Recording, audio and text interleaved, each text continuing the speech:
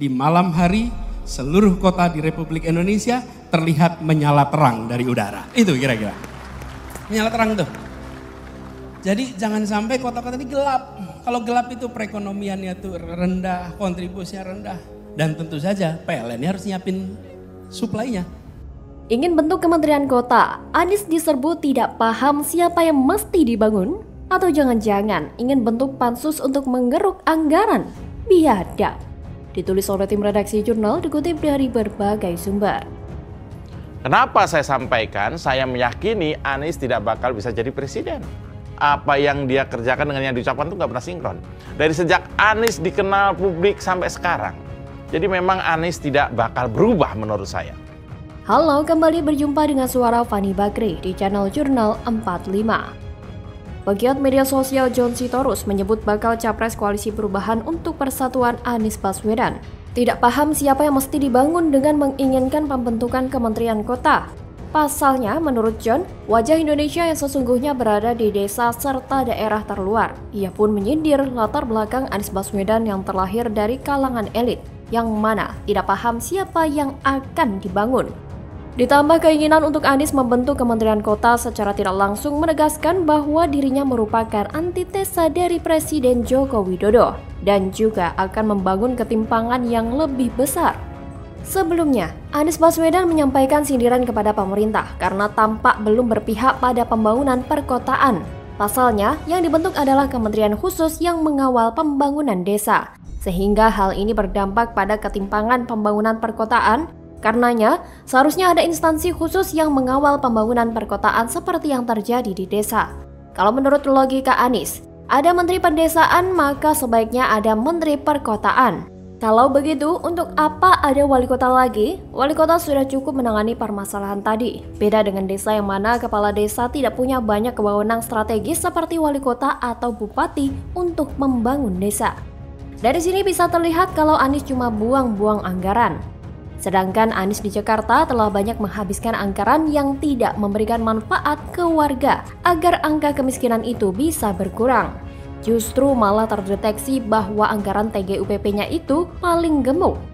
Namun sampai masa akhir jabatan Anies, TGUPP itu sepertinya tidak ngapa-ngapain. Seolah-olah Anies harus balas jasa kepada mereka yang telah dimasukkan ke tim TGUPP, sehingga seolah-olah mendapatkan gaji buta. Apakah untuk ini Anies mengusulkan adanya Kementerian Perkotaan hanya untuk memberikan posisi bagi pendukungnya agar pengurukan anggaran bisa rapi dan tak terungkap? Padahal banyak kejanggalan yang Anies lakukan selama menjadi gubernur Jakarta sehingga angka kemiskinan itu tidak turun atau justru malah bertambah. Program yang seharusnya bisa menyelesaikan masalah kemiskinan itu justru tidak berjalan. Misalnya rumah DP 0 rupiah yang cuma bacot doang. Lalu ada program OKOC yang juga hanya bacot belaka. Dan warga yang dijanjikan tidak digusur justru malah digusur.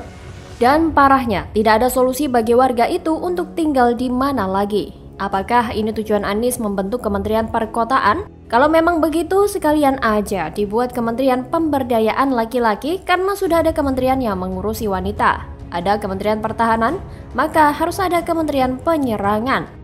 Ada Kementerian Kelautan, maka sebaiknya ada Kementerian Kesungaian, Kedanauan, Kepantaian, ke kolam renangan.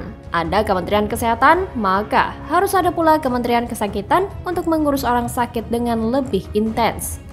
Dari cara bicara dan ide Anies, terlihat jelas Anies sama sekali tidak tahu apa yang dia bicarakan. Anies tidak punya gambaran besar bagaimana dia akan membangun negeri ini. Anies cuma taunya jualan istilah bombastis biar kelihatan cerdas. Padahal dia ini biasa-biasa saja, cenderung pelawak. Dari dulu gagasannya selalu lucu-lucu seolah negara ini dibuat main-main. Seolah masalah di negara ini bisa dibuat lucu-lucuan dengan ide yang bikin dahi mengernyit. Kerja kok cuma modal tata kata, ubah nama dan utak-atik segala macam. Bagusan main Lego aja deh. Orang seperti Anies ini kalau sampai jadi presiden, bisa kacau negara ini. Idenya memang selalu out of the box, tapi tidak mendesak dan sering ngelawak. Bagaimana kalau menurut Anda?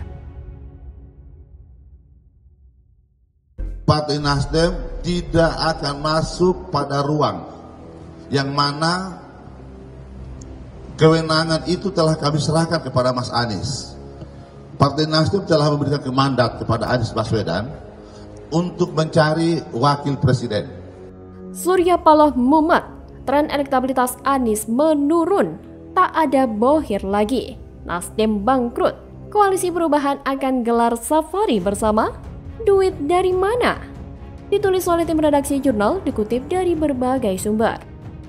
Tapi Yeni itu nggak mau dipasang-pasangkan dengan Anies, bahkan menyindir dengan keras. Memangnya Anies sudah yakin jadi calon presiden? Perhatikan saja.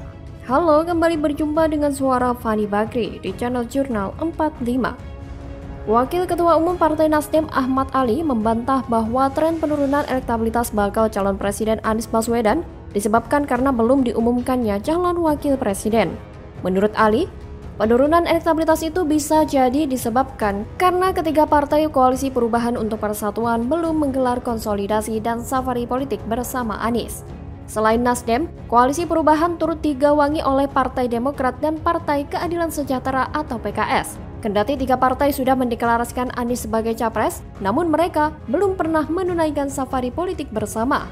Pada Minggu 16 Juli 2023 mendatang, Partai Nasdem menggelar konsolidasi internal bertajuk Apel Siaga Perubahan. Usai konsolidasi ini, Ali menyebut ketiga partai Koalisi Perubahan akan duduk bersama mendiskusikan rencana membawa Anies keliling daerah. Ali menegaskan, pengumuman calon wakil presiden bagi Anies Baswedan tidak akan ditunaikan dalam waktu dekat. Apalagi, kata dia, dalam gelaran Apel Siaga Perubahan. Dia bercerita, Koalisi Perubahan untuk Persatuan sudah bersepakat bahwa urusan cawapres diserahkan kepada Anies dan akan diumumkan sendiri olehnya. Dia mengatakan, saat ini Anies masih menggunakan mandat itu untuk berkomunikasi dengan sejumlah kandidat cawapres potensial. Belum ada rencana pengumuman cawapres Anies ini menandakan bahwa tidak ada lagi bohir yang mendanai, atau lebih tepatnya belum ada yang sepakat. Meskipun ada bohir di belakang Anies, didukung, didanai, dan diberikan fasilitas yang wah, Anies juga belum tentu menang. Karena dilihat dari elektabilitasnya masih sangat jauh dibandingkan dengan Ganjar Pranowo dan Prabowo Subianto.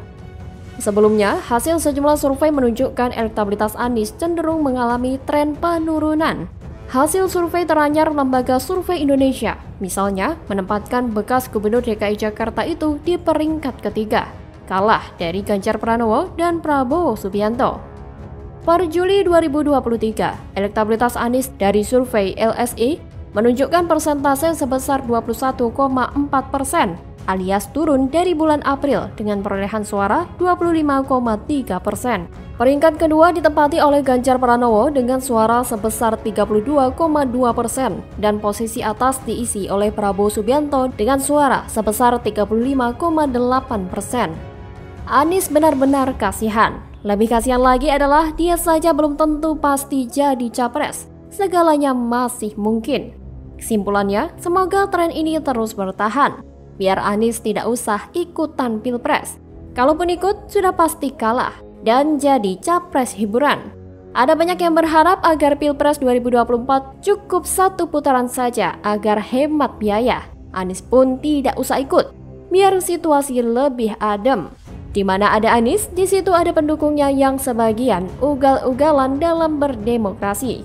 Atau biar sekalian selesai semuanya dalam satu putaran, silahkan Prabowo gabung saja dengan Anies. Lagi pula ada rumor kalau Prabowo akan bertemu dengan SBY dan JK. Lagi-lagi ketemu SBY, kenapa bukan ketemu AHY? AHY seperti bukan ketua umum, tidak dianggap dan seolah masih kayak anak kecil dalam politik. AHY ternyata bukan orang penting di mata politikus senior. Masih hidup di bawah bayang-bayang SBY. SBY mewakili Demokrat. JK adalah orang paling dekat dengan Anies. Keduanya adalah bagian dari Koalisi Perubahan hingga saat ini. Manuver Prabowo ini bisa dianggap sebagai upaya untuk mencari dukungan. Tidak salah kalau orang-orang berpikir Prabowo mau duet dengan Anies meskipun agak bingung siapa yang mau ngalah sebagai cawapres. Yang terpenting saat ini, Bohir akan bekerja keras untuk menyediakan segalanya buat Anies berkeliling Indonesia. Kemungkinan masih ada cadangan dana dari kelebihan yang sudah dikumpulkan selama bertahun-tahun. Sehingga untuk membuat nama Anies tetap eksis tidak menjadi kendala yang berarti meskipun tak ada jabatan lagi. Itu semua tergantung koordinasi antara relawan dan Moher. Bagaimana kalau menurut Anda?